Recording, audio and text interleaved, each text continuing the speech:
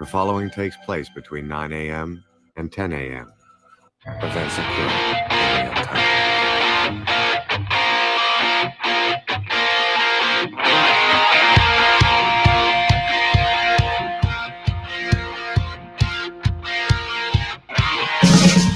And good morning, everyone. Welcome back to another episode of FBC Radio Live. That's right, I'm Ian Glendon. Of course, you know me by now.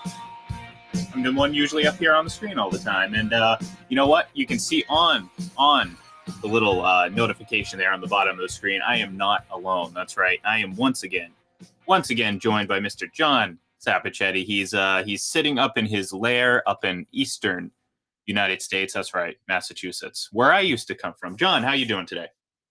Good morning, Ian. How are you? Oh, I'm good. I'm wide awake. I don't have the Wolf the Dentist Stanton hair today. You know, I actually got out of the shower a while ago, so it's not slicked back and looking. I went back and I watched the video. You know, I always like to critique how the shows go, and I looked. I was like, wow, I look just like Wolf from Mighty Ducks too. Not as mean though. I'm a lot nicer than Wolf. Much nicer, but wow. Show the hair off. That's okay. There's nothing wrong with that. Hey, still got it. I'm pretty happy about that. In my, I guess I got to accept that I'm in my mid 30s now. I can't really say early 30s when I'm about a month and a half shy of being 35. So I'm willing to accept that I am no longer early 30s. I've been clinging onto that for quite some time, and I really can't justify it anymore. Best age, 35. It really is, because you should be established, have a few bucks, but still have the vitality that you have when you're younger. When I was 35, that was a great time, because you still got your memory.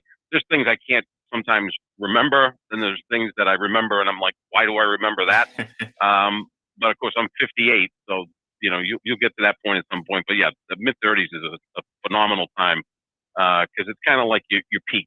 Your peak performance. Although the 40s can be pretty good, let's hope the 40s are better than the 30s. But you're still, a half a decade away from that. Well, I'll say this: there's one person in particular that is redefining what it's like to be in your 40s. And oh no! I thought we were good. I thought we were going to go a half hour talking about him. Look! You brought it up. You opened the door. Just you got to understand at this point how my mind works and where it goes in situations like this. So don't worry, we're not going to spend a whole lot of time on Tom Brady today, because we are limited. We only have about 20 minutes here. A little technical snafu to start the day, but I'm glad we did get on, because I want to give you a chance to combat something that was released yesterday. Maybe combat's the wrong word, but for the third year in a row or whatever, there was a poll of about 10 scouts, NBA executives and scouts, voting on who the best player was. And a certain player didn't get a single. Not two, not three. Yeah, that's right. Not four. Not a single. Not five, not six. Not a single vote for top player. And that is Mr. LeBron. Never missed an opportunity to pat himself on the back, James. What say you, John? Do you agree with that? I do agree with it. I mean, recently I wrote a column on Full Press Coverage with my top 10 players in the NBA. We've also got a podcast dropping over the weekend, Jet Stryer and I, on the Pick and Roll NBA podcast with Jet and Sap. Shameless plugs there. That I ranked my top 10 players, and right now I have Giannis at number 1 because he won the championship. And the way he won the championship, by just being unstoppable against the Phoenix Suns, he warrants that. Not to mention that he won back-to-back MVPs the 2 previous years, and this year he won the championship. He was Finals MVP. He was Defensive Player of the Year a year ago. I have Kevin Durant at number 2, who to me is the most unstoppable scorer I've ever seen, and I've been watching the NBA for 50 years. And I have LeBron at number 3. And now that doesn't mean LeBron can't be number 1 next year. And the thing is about this type of poll is they ask the general managers for one guy, like who's the best player in the league. So it's not like LeBron's fallen off. I think he's still the 3rd best player in the league, which is nothing to be ashamed of when you're 36 years old. It's kind of like the same argument you hear from the Russell Wilson fans that say, he's never received an MVP vote in the NFL. It's like, well, the way the MVP voting works in the NFL is the 50 voters get just one vote. So you have to be the guy, or there's no second or third place votes. And name me the year where Russell Wilson should have been the MVP in the NFL. There is none. So that is kind of the mechanisms of the voting. But no, I'm in agreement on that. I think the top three guys are pretty close, but you got to give Giannis the edge. He won a championship. He's right in his prime. He's the biggest. He's the best defensive player of the three right now. LeBron can still be a lockdown defender when motivated, and Durant's a good defender, but Giannis on the defensive end is better than those two guys. He's the best rebounder of the group, and he's outscored both guys the last 3 years on average. He does it a little bit differently. It's mostly inside the paint, and he has trouble at the free throw line. But I have Giannis 1, I have Durant 2, and I have LeBron 3. I have no problem with that list. I'm ready, willing, and able to, I wouldn't say criticize my guy, but not maybe put him at the top of the pecking order for, quite frankly, the first time in about 12 years. I think he assumed the mantle of the best player in basketball around 2008, in that area. I think he surpassed Kobe Bryant, even though Kobe won a couple of titles after that. And he's had that mantle for, I think, a dozen years, which is probably the longest that anyone's ever held that, including Michael Jordan. Well, and look, and surprisingly, we're not, too dissimilar when we think about this. Obviously, I like to really pick apart the differences between LeBron and Mr.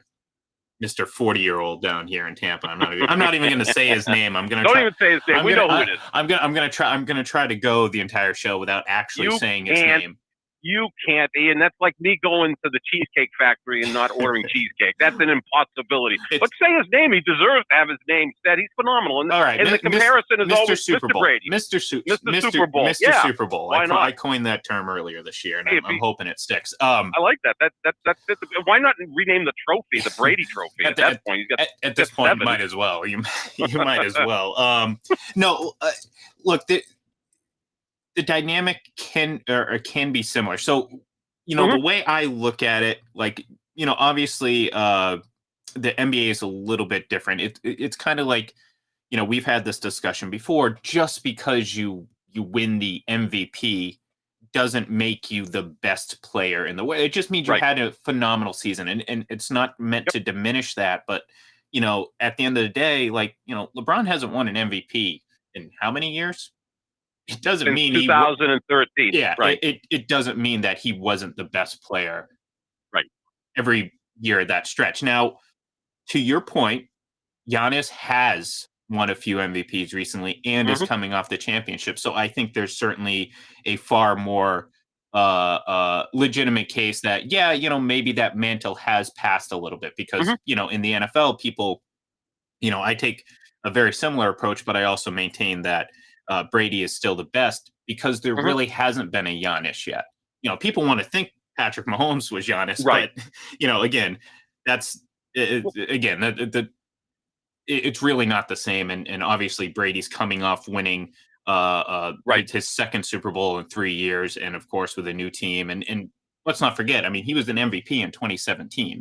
That wasn't 10 years ago. So so I think it's a little bit different, but they're both in both player situations. I think it's very similar because I think at the end of the day, if you're going to say, all right, you're going into a NBA Finals series and you get your choice of the litter, the entire pack, any NBA player currently for this one series, I'd probably say that, most people would take LeBron. And look, this is coming from someone who, again, is I don't consider myself a LeBron hater. I don't like those words. Now, I have my opinions about him. I think he's, we've talked about this before. I think he's a little.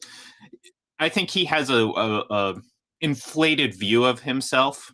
Not that I'm blaming him for it, but I don't think he's the greatest of all time. Whereas I do believe that Tom, in his situation, is the greatest of all time. So I do kind of knock back on him a little bit on stuff like that and kind of pick apart things a little bit more.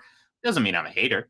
I mean, I'm not an idiot. I'm going to sit there and say, well, if I had my pick for 7 games, give me LeBron. I mean, with all things being equal, if it's not LeBron and his second best player being Matthew Dellavedova, going up against the Golden State Warriors team with Steph and Clay and Draymond Green and Andre Iguodala and all those guys. Yeah, if all things are equal, give me LeBron in a 7-game series, especially if it gets to Game 7. I mean, the man's numbers in Game 7s are just ridiculous. And Game 7 is essentially a Super Bowl, right? Yeah. He's played in eight Game 7s. He's averaged 35 points, 13 rebounds, 10 assists in Game 7. That he's averaged a triple-double. He's 6-2 in those games. So that's similar to the Super Bowl. I think a good comparison here, Ian, would be you take the top 3 players in the NBA, and I think they're in a different level than everyone else, and that being Giannis, Durant, and LeBron.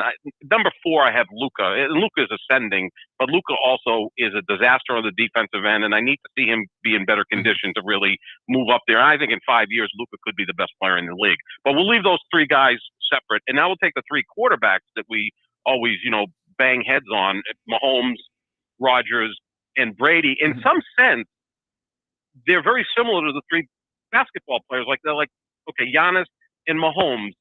They're kind of freakish athletes, and they do things. They're fun to watch. Although I find Giannis's game somewhat frustrating. I don't think it's very artistic, but it's forceful. But there's the young guys, kind of work with me on this. And Mahomes, won an MVP in his 2nd year, and he won a Super Bowl in his 3rd year, and all of that stuff.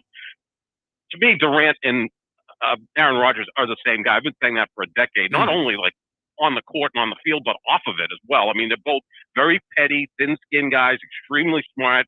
They have a skill set that we've never really seen before in terms of Durant. To me, is the greatest scorer ever because he's the only player I can think of in league history who's an elite shooter and an elite scorer.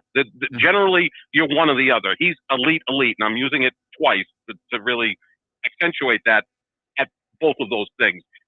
We know how great a passer Aaron Rodgers is. It's just a pure passing ability. And LeBron and Brady are so similar because here they are at their advanced ages. Most guys at that age would be like, I've accomplished a lot. I'm just going to kind of, check out. I'm going to hang around the family. Or I'm going to mail it in. A la Brett Favre late in his career or whatever. Charles Barkley or Shaq late in their career. They were like, okay, I'm not going to spend the off season working out. LeBron and Brady are so similar. They just keep showing up. They just keep being there, which I think they're the 2 best athletes, certainly of this century in terms of team sports. And obviously we both agree Brady's the greatest quarterback ever. I don't think that's a discussion. And I think LeBron is a greater basketball player than Michael Jordan.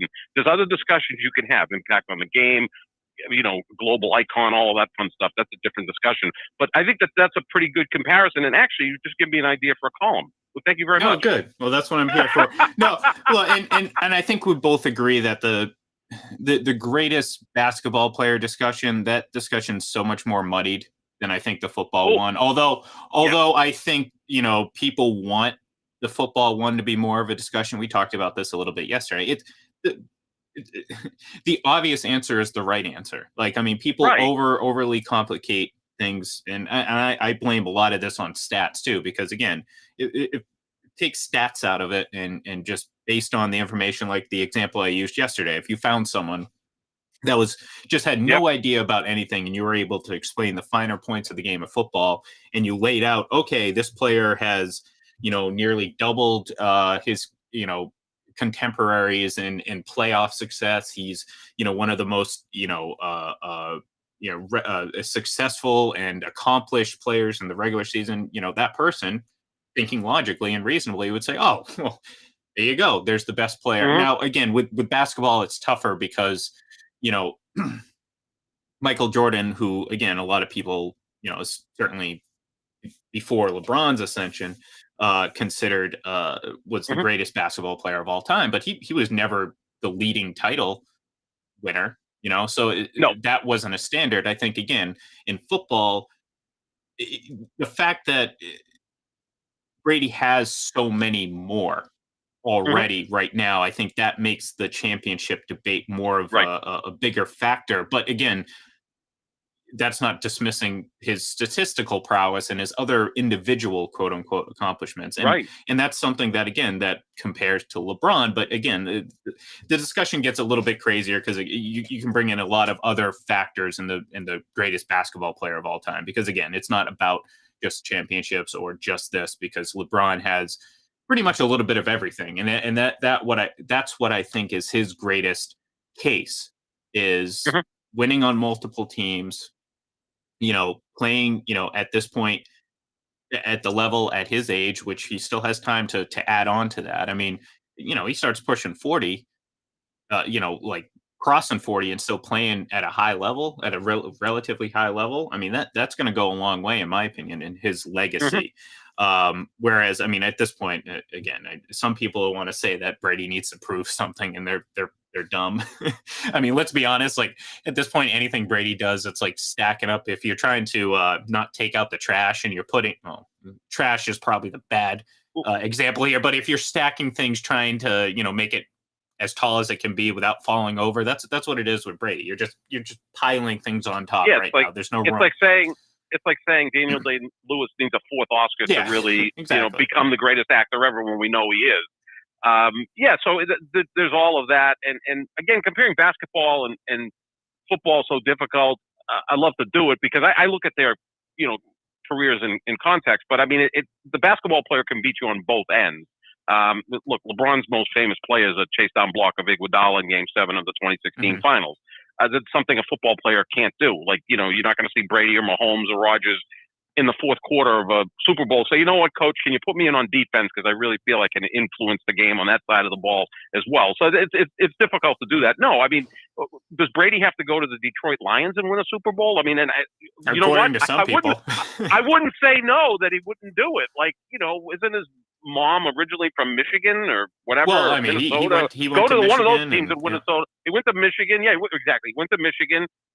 His mom, I think, is from Minnesota. So go to the Lions or Vikings and win a Super Bowl. Maybe it'll shut these people up. Like last year, to me, was like, holy crap. That's like, it was almost like an actor at the age of 78 giving you yet another Oscar performance, and you're like, holy crap, that guy's good. We talked about it before. I mean, twice he's gone to teams that the year prior to him starting, had losing records. And in the Bucks case, their losing has gone back, generations as the most losingest franchise in the history of the sport. So, it's not like he, again, went to a team that, again, I'm not trying to knock Peyton Manning, but in comparison, I mean, Peyton Manning went to a team that had just won a playoff game with Tim Tebow, former Jaguars tight end Tim Tebow as quarterback against the Steelers. Don't say that too loudly in Florida. Don't worry, I'm on the West Coast. Well, most of those Tebow fanatics over near Jacksonville area. Yeah. So well, he's going to be a U.S. senator at some point. I firmly believe that. Well, I think that's what. Don't you think that's going to happen at some point? Like, would it shock you? Down here, sure. I mean, other people would vote for him. Why not? Well, you got Marco Rubio. I mean, he might be an improvement, right? Well, I was going to say, what else do we have down here? So, Rick Scott, Marco Rubio, and Governor DeSantis. Yeah, good. That's the holy trinity of idiocy. I guess is the word you can use for that. Yeah, but we stay away from politics. Yeah, welcome back to Massachusetts. I know, right? I'm packing my bags right now, to be honest with you. I know. I just said that to you. You're like, holy crap, I live here. I'm like, oh crap, I'm sitting. That's beside. We have 5 minutes left. I'll sit here and wallow in my own pity here when we get off the air. But I know. It's at the end of the day. I believe. I don't.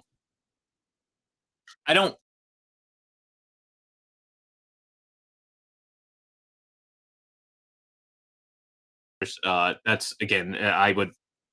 I'd be stupid to say he's not one of the 5 best players, or probably 3 best players. Again, I don't know basketball as well as I do football. Which go ahead. What would you? Here's the thing. It's like I always have 4 guys that I consider in the discussion of the best, and that's all I ever want is discussion. I don't like when people say no, you can't possibly say LeBron's greater than Jordan. I think it's LeBron, Jordan, Russell, and Kareem. Those are the 4 greatest players in league history. Now, how the hell do you compare Bill Russell, Kareem, Jordan, and LeBron? Because Jordan and LeBron could do everything. LeBron even more so. I mean, there isn't a thing on the basketball court he doesn't excel at. He's a human Swiss Army knife, right? You need someone to play defense. You need someone to facilitate. You need someone to rebound. You need someone to score. He's a leader, all of that stuff. I mean, his game is more varied than Jordan's. I think he's a better rebounder, better passer, even better going to the basket. Jordan was better on the perimeter, and I'd say Jordan was slightly better defender, although LeBron can guard more types of players. So, but how do you compare that to the 2 centers? Right. So I mean, I get turned off when, Skip Bayless comes out and says that LeBron's the 9th greatest player ever. And I'm like, well, who are the 8 guys above him? Because I've watched a lot of basketball. Yeah, that's just and I even get turned off when people, and look, I love Magic Johnson. Magic Johnson was my favorite player in the 80s. Loved him to death. Just love him personally because he's such an engaging, great guy.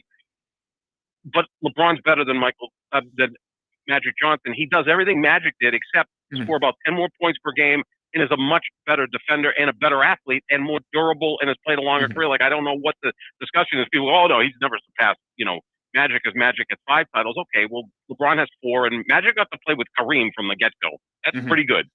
Well, and I think, too, in basketball, because, people, will mistakenly say that, well, individual talent can it was more impactful on a team sport like basketball as opposed to football.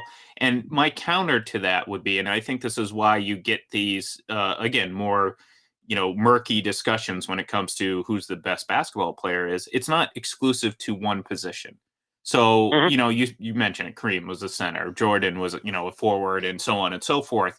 So you can get these dominant players at any single position, and I think that's why it dictates. Well, of course, a point guard is obviously, certainly in years past was obviously more of a passer than a scorer. And obviously centers and so on and so forth. In football, the most important position has been, is, and will always be the quarterback. And this was when the league was more of a running, hard-nosed, smash-mouth, defense-first football. At the end of the day, it was still about the quarterback. We mentioned this yesterday. Sure. Name a single great head coach in the history of the sport, short of Joe Gibbs, that didn't have an all-time great quarterback. Oh, exactly. I think coaching success is far more tied to the greatness of the quarterback than the reverse of that. So, yes, you can have great quarterbacks that win with mediocre head coaches, but you can't have. I just don't think you can have great success. Again, I mean, Joe Gibbs is an outlier, in my opinion. Yep. You can't have great success without a great quarterback. Look at Marty Schottenheimer. I mean, do you think he's a great coach? That's tough. I mean, here's a guy who never had a great quarterback.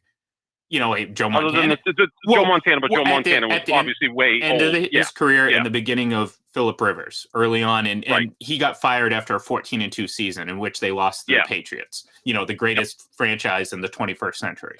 So, but he is often overlooked as a great coach. Why? Because he didn't have a great quarterback and he never went to the Super Bowl.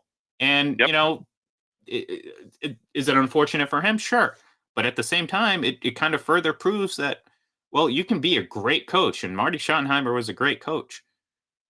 But if you don't have a quarterback, you're not going to win a whole hell of a lot in this league. So, so that's why I think that discussion becomes a little bit, and you like you said, there's about 4 guys you want to put in that conversation, and I think that's a legitimate place to start and likely finish because it's hard to argue against those 4 guys.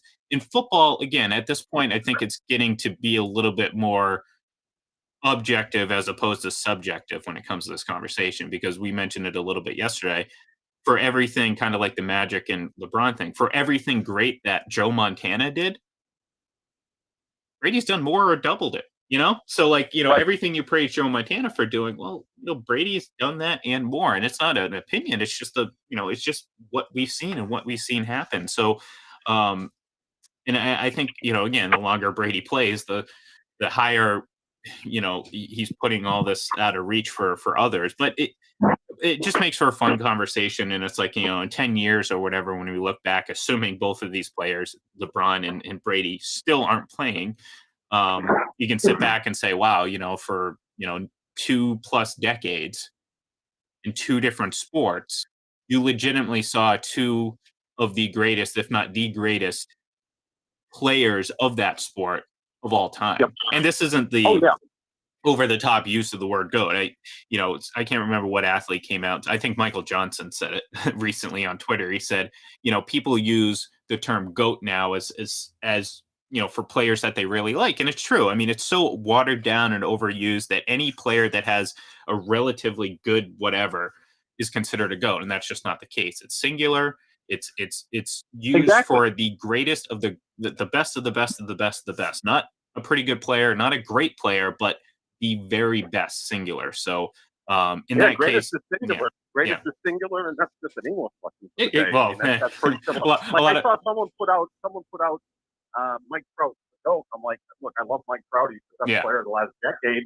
The greatest angel of all time, absolutely. I'll go along with that. But I mean, if he surpassed Barry Bonds and Willie Mays and Babe Ruth, are you kidding me? It's just like, it's just. I mean, and you see it for like 12 basketball players with a GOAT. It's like, no, that's not how it works. No, not at all. So I mean, I think the Brady component to it is, I mean, he wins another Super Bowl, which he's pretty much favored to do this year. He doubles the next guy. And the thing that I always push back, and we've talked about this a million times, is when people say, well, he's a great postseason quarterback. Well, his regular season numbers are better than Peyton Manning. Yeah. They just are. I mean, it's close, but they're better. His regular season numbers are right up there with anyone. So, like, what about his regular season record? Like, that's to start with. Like, you look at it and go, this is weird. You just keep looking at it. He's kind of turned into like a little bit of Wayne Gretzky when it comes to like just lapping the field statistically. And then he has 3 more championships than Gretzky. And oh, by the way, Edmonton won 2 more after Gretzky left, and Gretzky never won again. Remember that comment he made is like, I can't believe these teams weren't interested in me. It's like, you had a chance to get Jordan or Gretzky, and people were like appalled by that. And I'm like, he might be better. Yeah. Well, because here's the thing. Humble, actually. Let's not have the accomplishments short. He's better. Yeah. Well, I mean, like, let's face it. Again, we go back to Gretzky and Jordan. It's like at no point in their careers were there, again, speaking about championship totals, the most in league history.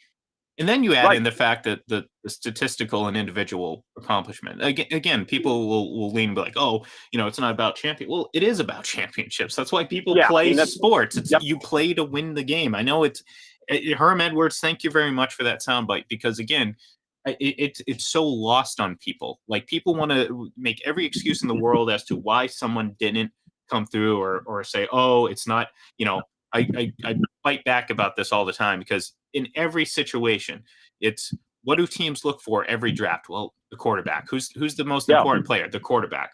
Well, you can't win without a quarterback. Oh, this quarterback this quarterback that. Well, our quarterback or wins a quarterback stat. Well, no, it's a team sport. No.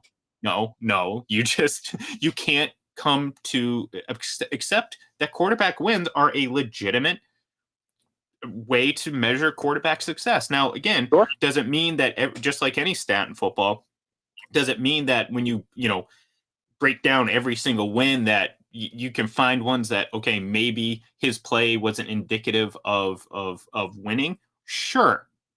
But this is more about the big picture, the large scale view of this, because I say it all the time. Go look at the top 10 wins of all time in NFL history. It's recorded because it's an actual stat, folks. And tell me which quarterback doesn't deserve to be on that list. Which quarterback earned his wins, quote unquote, fraudulently, or however you want to discuss it. And people just, again, there's a Brady derangement syndrome out there that just can't be solved, and that's just gonna have to accept it and live with it. It's gonna happen at some point. Look, I'll end this with this little nugget that I always like to give you something that makes you happy for the day. So, good. I like that. Now, if Brady wins the Super Bowl this year, which I hope he doesn't, can you just let Rodgers win his second Super Bowl and get this over with, and then Brady can come back next year and win? I'll make that deal with the devil. So, but if Brady wins another Super Bowl, which I think that's certainly in play, he'll have 8 Super Bowls. The 3 greatest hockey players in history, in my opinion, are Mario Lemieux, Wayne Gretzky, Bobby Orr. Combined, they have 8 Stanley Cup titles. That's why. I mean, and look, Gretzky played 20 years. Lemieux played 13, Orr played essentially 10. It's not like, I mean, that is something that just absolutely blows my mind. And among everything, I like to tweet stuff out all the time, like the whole thing that, it's more likely Brady plays in a Super Bowl than Joel Embiid actually plays in a game. you know, and then people say, well, you're just a Brady, you know, honk, and I'm not, but like, just look at it. It's there. Well, that's the thing. That's why I say it's becoming far less subjective and just objective. People want to say, well, it's just your opinion. Well, no, I mean, it's kind of hard to stop or not think or not have this opinion at this point. But we'll end on a great note. This was a great show, John. I appreciate it. We're gonna rock and roll next week. We're gonna work out the schedule, all that stuff. But we will be talking. We'll be talking NFL football because we're getting closer and closer to the regular season, and we're going to have some fun with it. So in the meantime, give us a follow on Twitter at FPC Radio Live. I'm at IGLEN31. And, of course, you can find John, big fancy blue check mark next to his name, at JohnSap25.